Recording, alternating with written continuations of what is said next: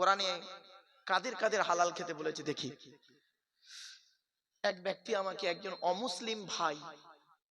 অমুসলিম ভাই আমাকে একটা প্রশ্ন করেছে।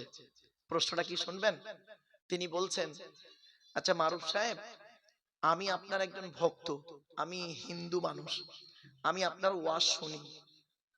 তো কোরআনে লেখা আছে, আমি কোরআনে কিছু পড়েছি, দেখেছি, কোরআনে লেখা আছে মদ খাওয়া হারাম। হারাম তো? সুদ খাওয়া হারাম, শুকরের গোশত খাওয়া হারাম। বললাম হ্যাঁ সত্য লেখা আছে। তা বলছে ভাই ওটা কাদের জন্য হারাম? যারা আল্লাহ এবং নবীকে বিশ্বাস করবে তাদের জন্য হারাম, তাই তো নাকি? তো যারা আল্লাহ নবীকে বিশ্বাস করে না তাদের জন্য তো হারাম নয়। তাহলে আমি তো আল্লাহ নবীকে বিশ্বাস করি না, আমার জন্য হারাম হবে কেন? আমি মদ খেয়ে যদি মরি, শুকরের গোশত যদি খাই, আমি যদি জেনা করি, আমি যদি আপনার কি বলবো সুদ খাই, যদি মারা যাই, কেন আল্লাহ আমাকে শাস্তি দেবে কিয়ামতের মাঠে? প্রশ্নটা বুঝতে পেরেছেন আপনারা না বুঝতে পারেননি? উত্তরটা শুনুন। তখন আমি বললাম ভাই আপনি গোটা কোরআন পড়েছেন কি? বলছে হ্যাঁ বেশিরভাগ তো পড়েছি। বললাম এখানেই ভুল হয়ে গেছে। কোরআনে 3 শ্রেণীর লোককে আল্লাহ হালাল খেতে বলেছে, শুনে যান আজকে। 3 শ্রেণীর লোককে কোরআনে আল্লাহ হালাল খেতে বলেছে।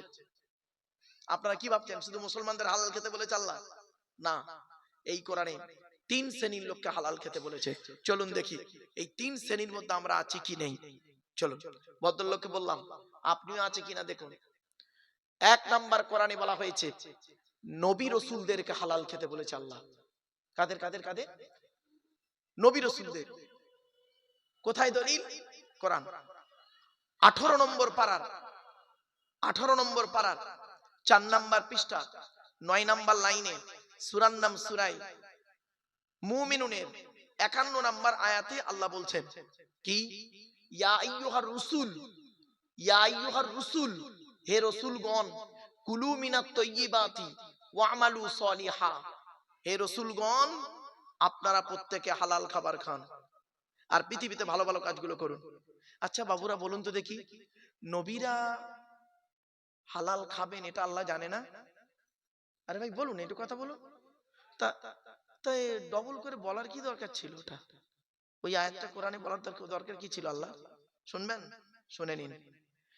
এই জন্য আল্লাহ জানিয়ে দিলেন যাতে করে এই সাধারণ মানুষের মাথায় ঢুকে না যায় নবী মানে যা খুশি তাই। জি না, নবী রাসূল মানে যা খুশি তাই নয়। এই কোরআনে আল্লাহ বলছেন 8 নম্বর পারা 10 নম্বর পৃষ্ঠা 9 নম্বর লাইন সূরার নাম সূরা আরাফ, ফালানাসআলান্নাল্লাযীনা উরসিলা ইলাইহিম ওয়ালানাসআলান্নাল মুরসালিন। প্রত্যেক নবী রাসূলকে আমি কিয়ামতের মাঠে জিজ্ঞাসা করব, আপনাকে নবী করে পৃথিবীতে পাঠিয়েছিলাম, আপনি কি আপনার দায়িত্ব পালন করেছিলেন? আপনাকে রাসূল করে পাঠিয়েছিলাম পৃথিবীতে, আপনি কি আপনার দায়িত্ব পালন করেছিলেন? হ্যাঁ বাবারা, নবী রাসূলদের যদি এরকম প্রশ্নের সম্মুখীন হতে হয়, আমি আপনি কোন পীর সাহেব কোন মৌলভী সাহেব যে আমাদের জবাব দিতে হবে না? সহজে আল্লাহ ছেড়ে দেবে? আল্লাহ বলছেন কোরআনে সূরা কিয়ামা 29 পারা, আয়াহসাবুল ইনসানু আন ইউতরাকা সুদা, মানুষ কি মনে করে ওর কোনো হিসাব নিকাশ না নিয়ে এমনি এমনি ছেড়ে দেব? কড়াই ঘন্টায় হিসাব নিয়ে তবে ছাড়বো কিয়ামতের মাঠে। কিরকম শুনে নিন।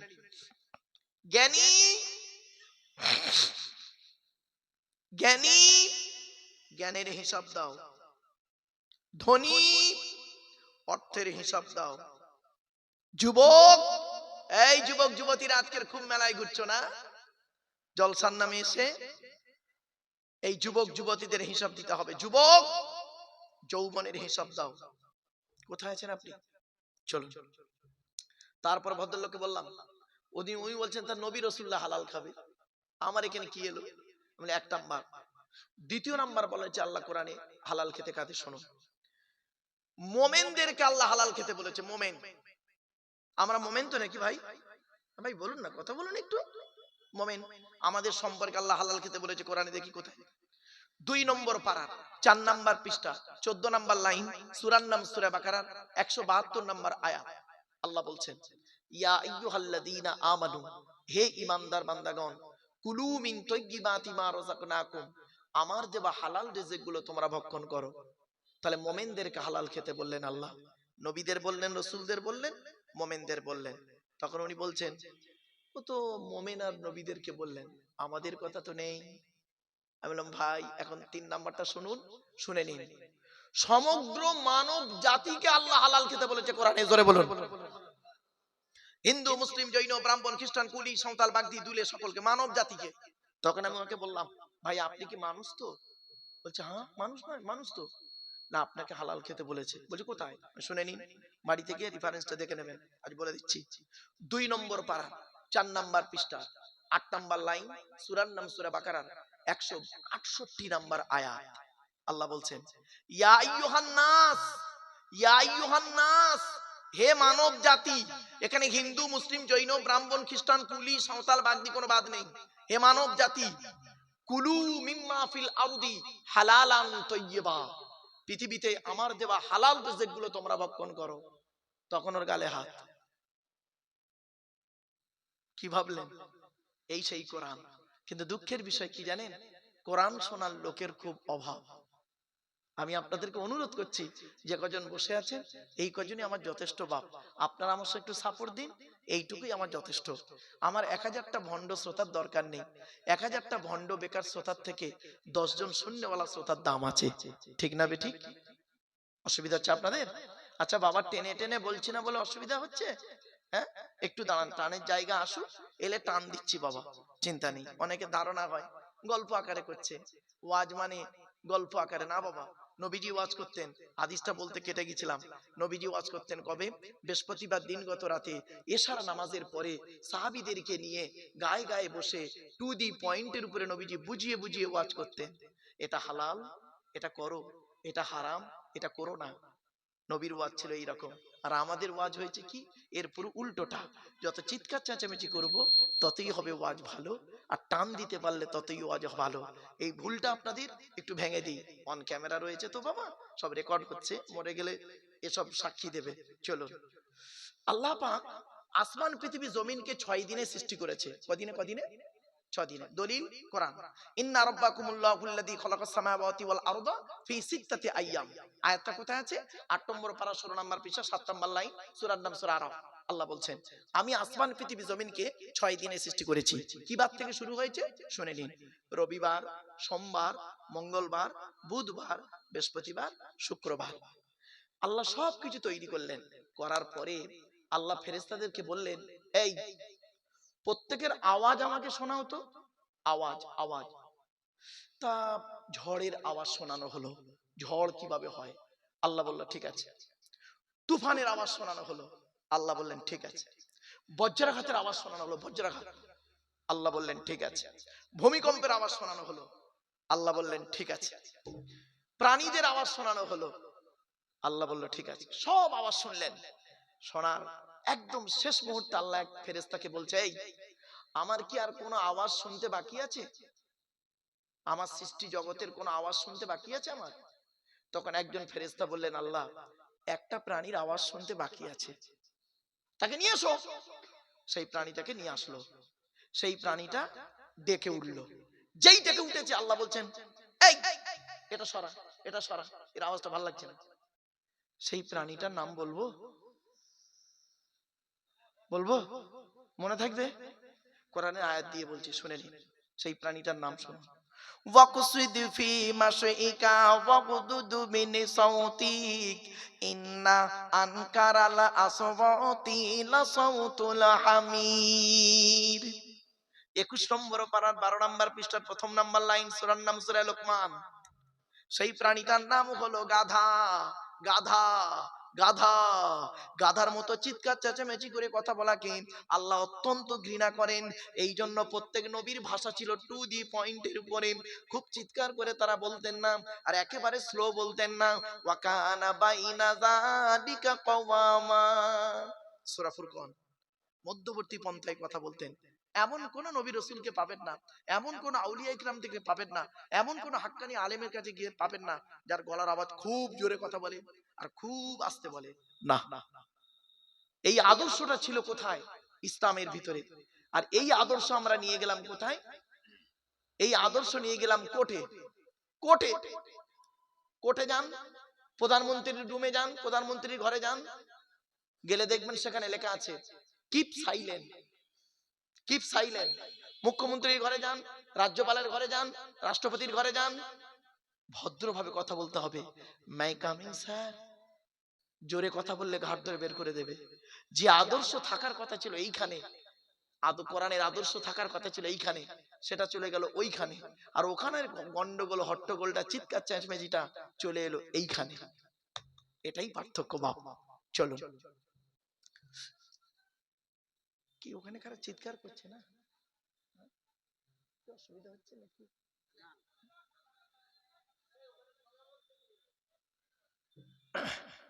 বাবা কথা না বলে, যদি আপনার ভালো না লাগে ভাই, আমি আপনাদের অনুরোধ করছি, আমার কথা শুনতে যদি আপনাদের ভালো না লাগে, আপনি মানে অন্য জায়গায় যেতে পারেন।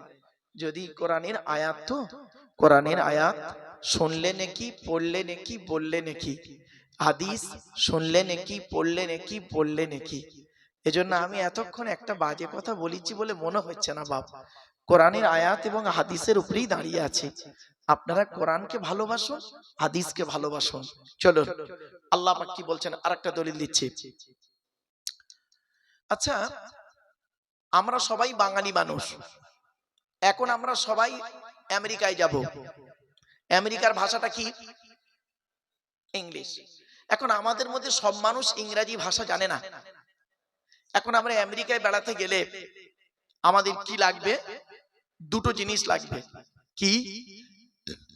আমেরিকার একটা গাইড বুক, আমেরিকার একটা গাইড বুক লাগবে, আর আমেরিকার একটা গাইডার লাগবে, যিনি আমাদের ভাষা বুঝবেন, বুঝে ওই ভাষাগুলো আমাদের সুন্দর করে বুঝিয়ে দেবেন।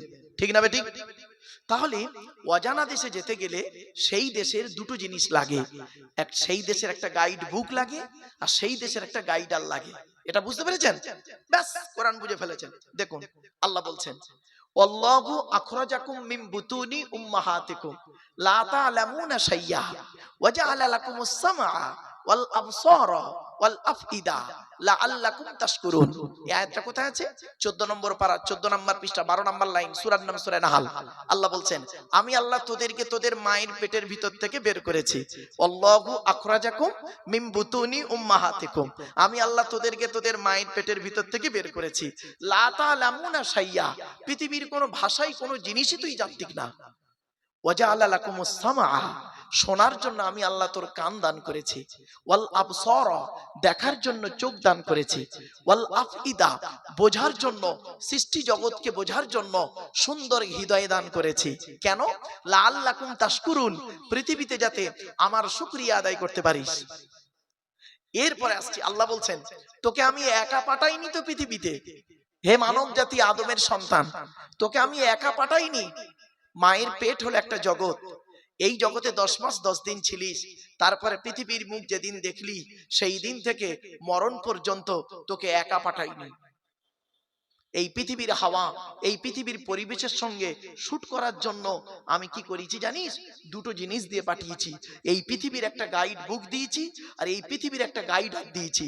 এই পৃথিবীর গাইড বুকটার নাম হলো কোরআন, আর গাইডারটার নাম হলো মুহাম্মদ সাল্লাল্লাহু আলাইহি সাল্লাম। অর্থাৎ তুই গাইড বুকটাকে ফলো করবি আর গাইডারটাকে ফলো করবি, তাহলে আর তোর কোনো সমস্যাই থাকবে না। আমরা গাইড বুকটাকে ফলো করিনি আর গাইডারটাকেও ফলো করিনি। সমস্যা হচ্ছে আমাদের, এইটাই আমাদের সমস্যা। তো আরেকটা উদাহরণ দিচ্ছি। কম্পিউটার শিখতে গেলে বাবা দুটো জিনিস লাগে, একটা থিওরি, একটা প্র্যাকটিক্যাল। কম্পিউটার শিখতে গেলে দুটো জিনিস লাগে, একটা থিওরি, একটা প্র্যাকটিক্যাল। তো ইসলামে দুটো জিনিস আছে, একটা থিওরি, একটা প্র্যাকটিক্যাল। ইসলামের থিওরিটার নাম কি? কোরআন থিওরি, আর প্র্যাকটিক্যালটার নাম মুহাম্মদ সাল্লাল্লাহু আলাইহি সাল্লাম। কোরআনে কি, এবার উদাহরণটা দিচ্ছি। কোরআনে আল্লাহ বললেন আকিমুস সালাত, তোমরা নামাজ কায়েম করো। কিভাবে করবেন? মুহাম্মদ সাল্লাল্লাহু আলাইহি ওয়াসাল্লাম প্র্যাকটিক্যাল করে দেখিয়ে গেলেন। কোরআনে বলা হলো ইয়া আইয়ুহাল্লাযীনা আমানু কুতিবা আলাইকুমুস সিয়াম, তোমাদেরকে রোজা ফরজ করা হলো। কিভাবে রোজা করবেন? প্র্যাকটিক্যাল করে দেখিয়ে গেলেন মুহাম্মদ সাল্লাল্লাহু আলাইহি ওয়াসাল্লাম। কোরআনে বলা হলো অজু করো, কিভাবে করবেন? প্র্যাকটিক্যাল করে দেখিয়ে গেলেন মুহাম্মদ সাল্লাল্লাহু আলাইহি ওয়াসাল্লাম। কোরআনে বলা হয়েছে আত্মীয়দের সঙ্গে সুসম্পর্ক রাখো, কিভাবে সম্পর্ক করবেন? প্র্যাকটিক্যাল করে দেখিয়ে গেলেন মুহাম্মদ সাল্লাল্লাহু আলাইহি ওয়াসাল্লাম। কোরআনে বলা হলো ন্যায় বিচার করো, কিভাবে করবেন? প্র্যাকটিক্যাল করে দেখিয়ে গেলেন মুহাম্মদ সাল্লাল্লাহু আলাইহি ওয়াসাল্লাম। আর যদি আমরা থিওরিটাও ফলো করিনি, প্র্যাকটিক্যালটাও ফলো করিনি, তা আমরা তোমার খাবই। আমরা কি করেছি? থিওরি ছেড়ে দিয়েছি, প্র্যাকটিক্যাল ছেড়ে দিয়েছি, দিয়ে কি করেছি? তৃতীয় কোনো ব্যক্তি বা বস্তুর উপরেও নির্ভর করেছি। ঠিক না বেঠিক? আমার বাপেরা, কোরআন হাদিস ইজমা কিয়াস, ইজমা কিয়াসটা কোনো বাইরে নয়, এই কোরআন হাদিস থেকে বের হওয়া দুটো জিনিস ইজমা এবং কিয়াস, এটা মাথায় রাখুন। এই কথাগুলো একটু মাথায় রাখুন, তাহলে বুঝতে সুবিধা হবে। চলুন, আল্লাহ রাসূল বললেন তোমরা জান্নাতের আশা করো। মনে পড়ছে হাদিসটা না ভুলে গেছেন? জান্নাত 5 শ্রেণীর মানুষের জন্য আশা করে, মনে পড়ছে কি আপনাদের? 1 নাম্বার কি বলেছিলাম? তালি আল কোরআন, প্রত্যহ কোরআন তেলাওয়াতকারী মানুষের জন্য জান্নাত আশা করে। 2 নাম্বার হলো ওয়াহাফিজিল লিসান, জবানকে হেফাজতকারী মানুষের জন্য জান্নাত আশা করে। 3 নাম্বার হলো অমুতিমিল জিআন, ক্ষুধার্তকে খাদ্য দানকারী মানুষের জন্য জান্নাত আশা করে। আল্লাহ আপনাদের অর্থ দিয়েছে, বাপ মরে গেছে, মা মরে গেছে, বাম্মার নামে দুটো ফকির খাওয়াতে পারেন না? বাড়ি থেকে ভাববেন, আপনি তো খাওয়ান না, খাওয়াবেন। অমুতিমিলি জিআন, ক্ষুধার্তকে খাদ্য দানকারী মানুষের জন্য জান্নাত আশা করে। 4 নাম্বার অমুকসিল উরিয়ান, বস্ত্রহীনকে বস্ত্র দানকারী মানুষের জন্য জান্নাত আশা করে। আপনার কাছে অনেক গরিব এসছে আপনার গ্রামে, দুটো গরিবকে যদি আপনি কাপড় দান করেন, মনে রাখবেন এই হাদিসটা আমল হয়ে যাবে। 5 নাম্বার হলো ওমান সাল্লা আলা হাবিবির রহমান, যে ব্যক্তি নবীর উপরে বেশি বেশি করে দরুদ পাঠ করে, ওই লোকটার জন্য জান্নাত আশা করে।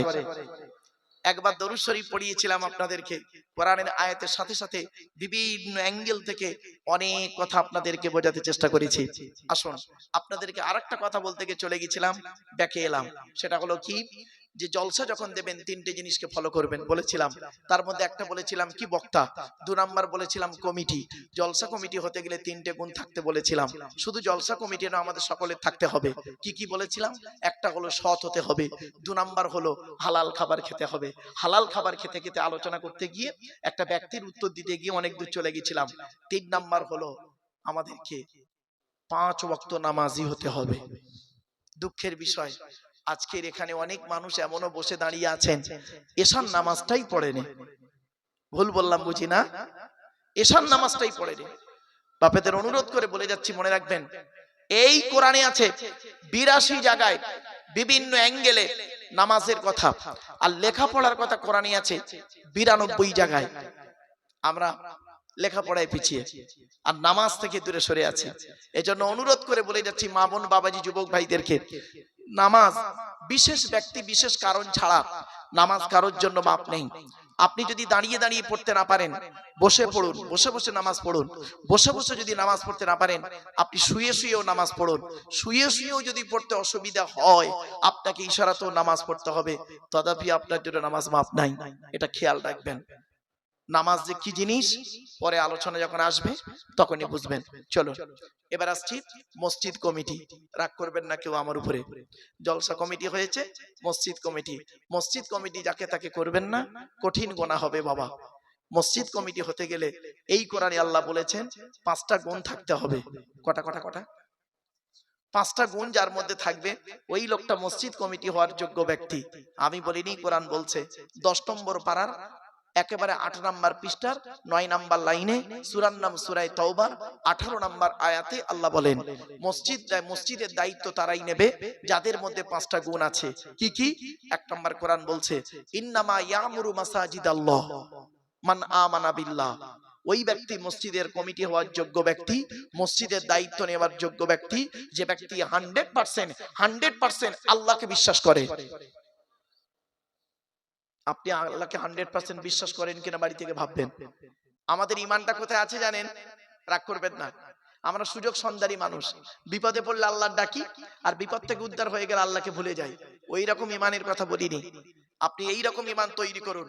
ছোট্ট একটা উদাহরণ দিচ্ছি, 100% ঈমান কাকে বলে শুনে নিন। একটা বাস্তব উদাহরণ, আজমির শরীফ নাম শুনেছেন? আরে ভাই বলুন না, কথা বলুন। আজমির শরীফে একজন আল্লাহর ওলির কবর আছে, জানেন তো? খাজা মঈনুদ্দিন চিশতি আজমিরি রহমাতুল্লাহ আলাইহি। ওনার জীবনী থেকে পাওয়া গেছে কি, উনি একদিন ফজরের নামাজের পরে তারাগড় পাহাড়ের নিচে গাছের তলায় বসে বসে সূরা ইয়াসিন তেলাওয়াত করছিলেন। পড়া কমপ্লিট হয়ে গেছে, উপরের দিকে চেয়ে দেখছে কিছু যুবক ছেলে বড় একটা পাথর ধরে দাঁড়িয়ে আছে। ওদের উদ্দেশ্য কি? পাথরটা ফেলে দেবে আর পাথরটা গড়িয়ে গড়িয়ে এসে খাজা মঈনুদ্দিন চিশতি আজমিরি রহমাতুল্লাহ আলাইহির মাথায় পড়বে আর পাথর চাপা পড়ে খাজা মঈনুদ্দিন চিশতি রহমাতুল্লাহ আলাইহি মারা যাবে, ওদের ধারণা। উনি বুঝতে পারলেন যে ছেলেগুলো পাথরটা ধরে দাঁড়িয়ে আছে, ফেলে দেবে, আমার মাথায় এসে পড়বে। 100% ঈমান কাকে বলে দেখুন, জাস্ট ফর এক্সাম্পল। পাথরের দিকে চেয়ে দুটো বাক্য বলেছিলেন, দুটো বাক্য। একটা বাক্য কি বলেছিল জানেন?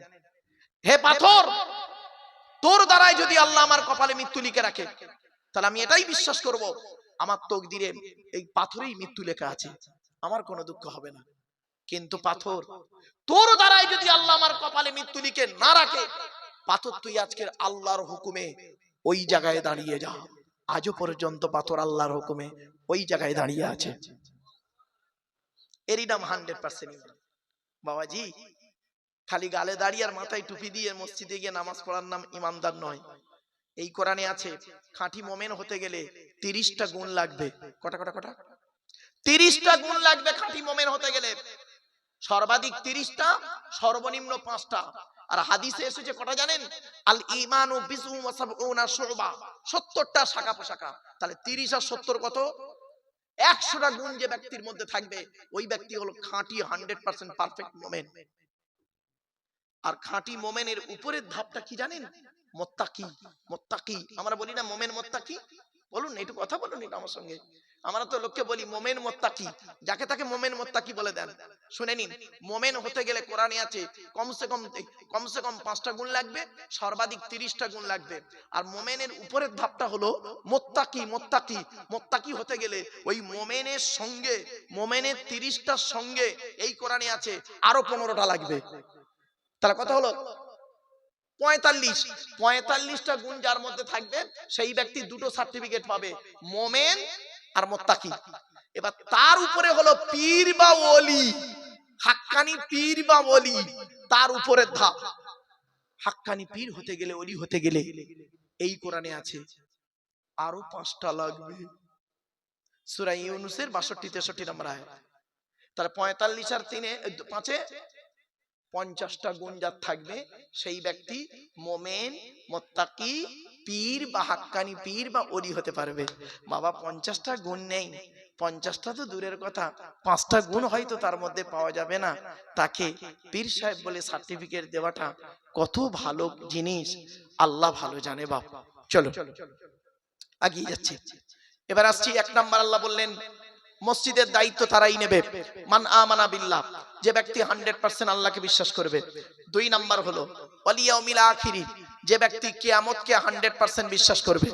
3 নাম্বার হলো ওয়া আকামাস সালাত, 5 ওয়াক্ত নামাজ আদায় করবে। অনেক মসজিদ কমিটি এমন আছেন যারা 5 ওয়াক্ত নামাজ পড়ে না। এজন্য অনুরোধ করে বলে যাচ্ছি, মসজিদের দায়িত্ব যখন আপনি নিয়েছেন আপনাকে 5 ওয়াক্ত নামাজি হতেই হবে, কোরআনের দলিল। 4 নাম্বার হলো ওয়া আতাজ যাকাত, যদি আপনার উপরে যাকাত ফরজ হয় আপনাকে আদায় করতে হবে। আমরা কি করি জানেন?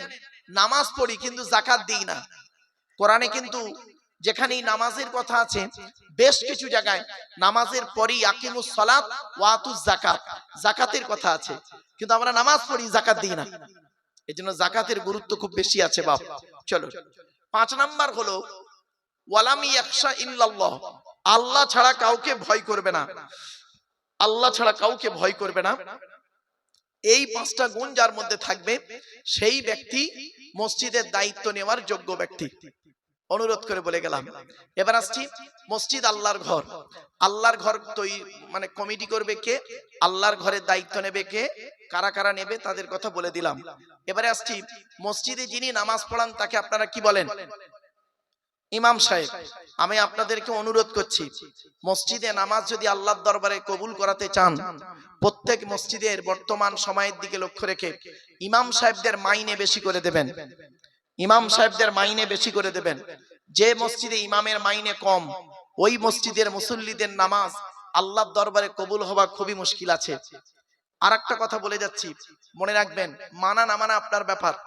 কিয়ামতের মাঠে আল্লাহ আমাকে যখন জিজ্ঞাসা করবে আব্দুল্লাহ কিল মারুফ, কথাগুলো বলেছিলিস, এই দুনিয়ার রেকর্ড তো রয়েছে, আর আমার দুই কাঁধে দুই ফেরেশতা সিসি ক্যামেরা রয়েছে, কিরামান কাতিবিন, এই দুই ফেরেশতাই রইল সাক্ষী। শুনে রেখে দিন, যে এলাকার মসজিদের ইমাম সাহেব হকের উপরে, না হকের উপরে নয়, হকের উপরে যদি ইমাম সাহেবের চোখের পানি পড়ে, ওই এলাকায় আল্লাহর গজব নাজিল হবে। অনুরোধ করে বলে যাচ্ছি, এজন্য আমি আব্দুল্লাহ কিল মারুফ আপনাদের এখানে এসেছি, আপনারা আমাকে ডেকে এনেছেন, আমি 2-3 ঘন্টার বন্ধু, কিন্তু আপনি জানবেন আপনাদের মসজিদের ইমাম সাহেব হচ্ছে 365 দিনের সুখ এবং দুঃখের বন্ধু। ঠিক না ঠিক? সুখ এবং দুঃখের বন্ধু। তাহলে গুরুত্বটা কোথায় দেবেন একটু বাড়ি থেকে ভাববেন। চলুন এগিয়ে যাচ্ছি। এরপরে আসছি, যারা মসজিদে আজান দেয় ওকে কি বলে? মুয়াজ্জিন। পশ্চিম বাংলার কথা বলছি, পশ্চিম বাংলায় অনেক মসজিদের মুয়াজ্জিনের আজান ভুল ভুল ভুল, অনেক মসজিদের মুয়াজ্জিনের আজান ভুল। এজন্য মুয়াজ্জিনদেরকে বলছি বারে বারে, আপনি হয় মুয়াজ্জিনগিরি করা ছেড়ে দিন, আর নইলে ইমাম সাহেবের কাছে বসে আজানটাকে শুদ্ধ করে নিন, ভুলকে সংশোধন করে নিন। আফসোস, ও মুয়াজ্জিনগিরি ছাড়বেও না, আর ভুল করেও যাবে, মানে শুদ্ধও করবে না। এটা খুব খারাপ জিনিস। ইসলাম এসেছে কি? ভুলকে সংশোধন করে অন্ধকার থেকে আলোর পথে আনার জন্যই ইসলাম এসেছে। এ কোরআন এসেছে কেন? আল্লাহ পাক কোরআনে বললেন, কিতাবুন আনজালনাহু ইলাইকা লিতুখরিজান নাসা মিনাজ যুলুমাতি ইলান নূর। আল্লাহ পাক বলছেন সূরা ইব্রাহিমের মধ্যে, আল্লাহ বললেন কি, নবী তোমার উপরে আমি এই কোরআন অবতীর্ণ করেছি, কি এই কোরআনের মাধ্যমে তুমি কি করবে? যে সমস্ত মানুষরা অন্ধকারের মধ্যে পড়ে আছে ওদেরকে টেনে টেনে বের করে আলোর দিকে নিয়ে আসবে। এই জন্যই কোরআন নাজিল হয়েছে। কোরআন নাজিল হয়েছে কেন? হুদাল্লিন নাস, মানুষের হেদায়েতের জন্য, অবায়্যিনাতিন মিনাল হুদা ওয়াল ফুরকান, ন্যায় অন্যায়কে পৃথক করার জন্য কোরআন নাজিল হয়েছে, ভুলকে সংশোধন করার জন্য কোরআন নাজিল হয়েছে। আর ভুলটা কিভাবে প্র্যাকটিক্যাল ভাবে সংশোধন করাবেন তার জন্য মুহাম্মদ সাল্লাল্লাহু আলাইহি ওয়াসাল্লামকে আল্লাহ পাক পাঠিয়ে দিয়েছেন। আমরা এগুলোকে একদম ফলো করিনি, যার জন্য আমাদের উপরে সমস্যা এসে গেছে। আল্লাহ রাসূল পৃথিবী ছাড়ার আগে বলেছিলেন, তারাকতু ফীকুম আমরাইনি লাম তাদিল্লু মা তামাসসাকতুম বিহিমা কিতাবাল্লাহ ওয়া সুন্নাতা রাসূলিহি। আমি মুহাম্মদ সাল্লাল্লাহু আলাইহি ওয়াসাল্লাম তোদের ছেড়ে চলে যাচ্ছি, যাওয়ার সময় দুটো জিনিস রেখে যাচ্ছি। এক হলো কোরআন, যে কোরআন আমার উপরে নাজিল হয়েছে, আর দুই হলো সুন্নাহ, হাদিসগুলো রেখে গেলাম। যতদিন পর্যন্ত কোরআন হাদিসটাকে আঁকড়ে ধরে থাকবি বান্দা, ততদিন তোদের গায়ের লোম কেউ টলাতে পারবে না। আমরা কোরআনটা ফলো করিনি, হাদিসকেও ফলো করিনি, আর সেই মোতাবেক জীবনযাপন করিনি, তাই আমাদের উপরে বিপদ আপদ মুসিবত তো আসবেই। আল্লাহ পাক কোরআনে বলে দিয়েছেন, সূরা মুহাম্মাদের মধ্যে আল্লাহ পাক বলছেন কি, ইয়া আইয়ুহাল্লাযীনা আমানু, হে ঈমানদার বান্দাগণ, আতিউল্লাহ ওয়া আতিউর রাসূল ওয়া লা তুবতিলু আমালাকুম। আল্লাহ পাক বললেন সূরা মুহাম্মাদের ভিতরে, আল্লাহ পাক বললেন, ইয়া আইয়ুহাল্লাযীনা আমানু, হে ঈমানদার বান্দাগণ, আতিউল্লাহ ওয়া আতিউর রাসূল, তোমরা আল্লাহকে অনুসরণ করো, রাসূলকে অনুসরণ করো, ওয়ালা তুবতিলু আমালাকুম, তাহলে আল্লাহ পাক তোমাদের আমলগুলো বরবাদ করে দেবে না। আজকের আল্লাহর পাঠানো কিতাবকে যদি আমরা ফলো করি, আমাদের সমস্যাই থাকবে না। চলুন আজকের সেই আল্লাহর কোরআনের পরিচয় দিতে গিয়ে আজ আপনাদের কাছে টুকটুক করে একটা করে কথা বলে যাচ্ছি। কোরআন আল্লাহ, মসজিদ আল্লাহর ঘর, সে সম্পর্কে সংক্ষেপে আপনাদেরকে বুঝিয়ে দিয়েছি। এবার আসছি যিনি